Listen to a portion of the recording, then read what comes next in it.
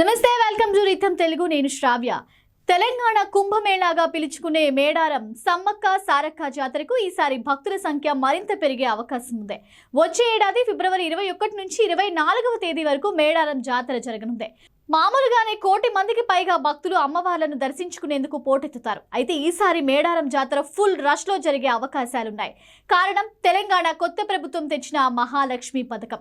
మహాలక్ష్మి పథకంతో మహిళలు, బాలికలకు పల్లె వెలుగు ఎక్స్ప్రెస్ బస్సుల్లో ఫ్రీ జర్నీకి అవకాశం ఉండడమే దీనికి కారణం. ప్రతి 2 ఏళ్లకోసారి జరిగే మహా జాతరకు సుమారు 20 లక్షల మంది ఆర్టీసీ బస్సుల్లో మేడారం జాతరకు తరలి వస్తారు.